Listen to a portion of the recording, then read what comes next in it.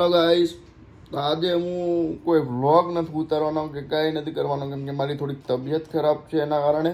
પણ આજે આપણે મળશું જરૂર, કેમ કે એમાં એવું છે, મારી તબિયત ખરાબ છે પણ આપણે આજ મેચનું એનાલિસિસ જરાક કરશું અને હું આજે એ મૂકીશ. તો મને તમે સપોર્ટ આપજો, મારી ચેનલને સબસ્ક્રાઈબ કરજો, શેર કરજો, લાઈક કરજો, કોમેન્ટ કરજો. તો આપણે મેચ છે ડીસી વર્સિસ એલએસજી, તો આપણે એનું એનાલિસિસ કરવાનું છે. હલો ગાઈસ, તો આપણે હવે આજે એક આઈપીએલ મેચનું આપણે એનાલિસિસ કરશું, જો કે છે લખનઉ વર્સિસ દિલ્હી. તો પહેલાં તમને કહી દઉં કે આમાં 209 રન લખનઉએ માર્યા હતા અને એને ચેસ કરી લીધા છે દિલ્હીએ 211 રન મારીને. મતલબ ટાર્ગેટ હતો 210નો, પણ 211 કરેલા. તો આમાં આપણે પહેલી વાત કરવી તો મતલબ એક વસ્તુ આપણે જોઈ શકવી જોઈએ કે લખનઉની બોલિંગ છે એ થોડીક વીક હતી, કેમ કે એના મેન પ્લેયર ઇન્જર્ડ હતા. મોહસિન ખાન છે, આવિશ ખાન છે, એ બધા મતલબ ઇન્જર્ડ હતા. તોય પણ સારું પરફોર્મન્સ કર્યું છે બોલિંગમાં. જો કે લખનઉની ટીમે બોલિંગમાં 65 રન પર 5 વિકેટ દિલ્હીને લઈ લીધેલા, પણ ત્યાંથી દિલ્હીના હીરો આશુતોષ શર્મા આવીને મેચ જીતાડી લીધી છે. પછી આપણે બીજી વાત કરીએ તો Shardul Thakur as a replacement આવ્યા છે મોહસિન ખાનના. તો શાર્દુલ ઠાકુરે 2 વિકેટ લીધી છે. મતલબ લખનઉ સુપર જાયન્ટ્સ ટીમનું આપણે મતલબ રિવ્યૂ કરશું તો આપણે એડમ માકરમ અને મિચેલ માર્શ ઓપનિંગ કરવા આવેલા. તો એડમ માકરમ નહીં ચાલેલા, 15 રન મારેલા 13 બોલમાં, 1 6 1 4. પછી મિચેલ માર્શ જે 72 રન મારેલા 36 બોલમાં, 6 છક્કા 6 ચોગ્ગા. પછી નિકોલસ પૂરન 75 રન મારેલા 30 બોલમાં, 6 ચોગ્ગા ને 7 છગ્ગા. બહુ સારું રમેલા. અને અહીંયા Rishabh Pant as a captain પહેલી વાર લખનઉ સુપર જાયન્ટ માટે ઉતરેલા, પણ ડક બનાવેલો છે. અને પછી ડેવિડ મિલર, જો કે છેલ્લે ફિનિશિંગ ટચ આપેલો 2 6 મારીને. તો એણે 27 રન મારેલા 19 બોલમાં, 1 4 ને 2 છગ્ગા, જે કે છેલ્લા 2 બોલમાં મારે. પછી શાર્દુલ ઠાકુર ઉતરેલા, ખાલી 2 બોલ રમેલા અને રનઆઉટ થઈ ગયેલા. પછી શહેબાઝ અહેમદ 9 રન 8 બોલ, મતલબ બહુ ઓછું રમ. અને પછી રવિ બિશ્નોઈ બોર્ડ થઈ ગયેલા છે. તો હવે આપણે દિલ્હી કેપિટલ્સના બોલિંગ ફિગર જોઈ લેવી. જે કે બોલિંગ ફિગરમાં જે સૌથી વધારે સક્સેસફુલ હોય તો આપણે કુલદીપ યાદવ 4 ઓવરમાં ખાલી 20 રન આપેલા છે એણે.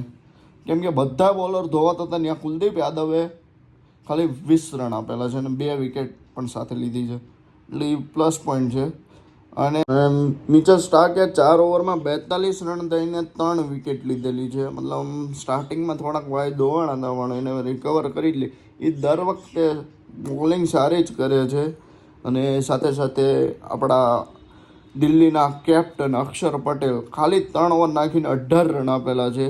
હવે ખબર નહીં કેમ એણે એક ઓવર ન નાખી, કેપ્ટન્સીના પ્રેશરમાં કદાચ ન નાખી હોય તો ખબર નહીં હવે આપણને. પણ તમે જોઈ શકો છો કે વી નિગમ છે, એણે 2 ઓવરમાં 35 રન દીધા. ખાસા ધોવાણા છે, પણ નો ટેન્શન, કેમ કે એણે આગળ હું તમને વાત કરીશ, એણે એનું કવર કરી જ લીધું છે.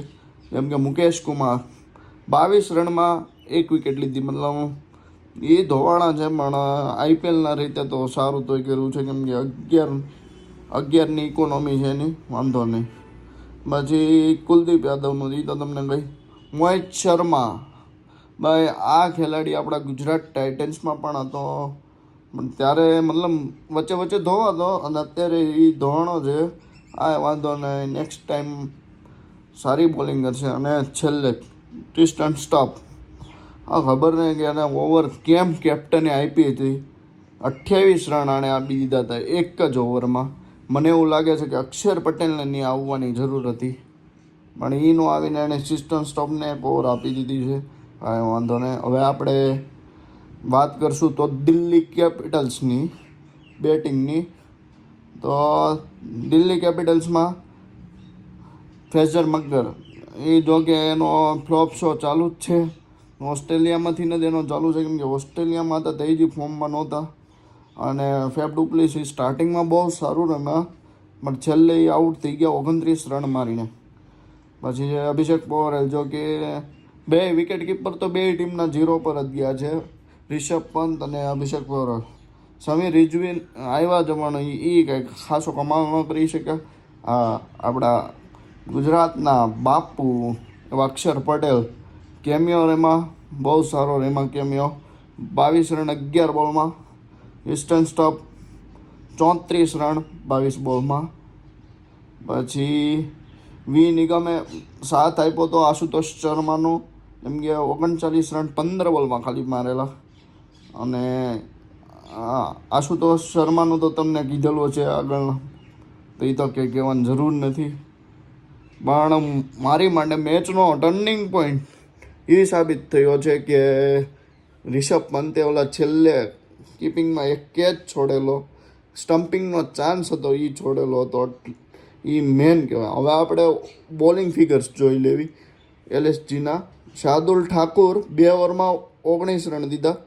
હવે ખબર નહીં રિષભ પંતેને કેમ પછી બોલિંગ ન આપ્યું, બાકી 2 વિકેટ તો એને લીધેલા.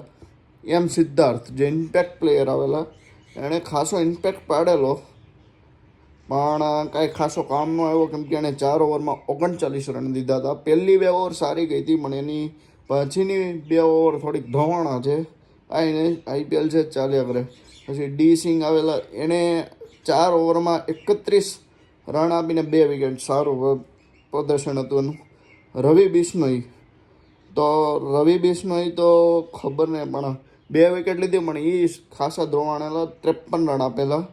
અને પછી પ્રિન્સ યાદવ ટેલેન્ટેડ બોલર છે, પણ આ પહેલી મેચ એની હતી એટલે સમજી શકાય નર્વસ હોઈ શકે. 4 ઓવરમાં એણે 47 રન આપેલા. અને પછી શહેબાઝ અહમદ છેલ્લે ઓવર એ નાખવા આવેલો, પહેલાં એક નાખેલી અને અત્યારે નાખવા આવેલો, તો ત્યારે એણે 22 રન આપ્યા હતા. અને છેલ્લા બોલે આશુતોષ શર્માએ 6 મારીને મેચ જીતાડી.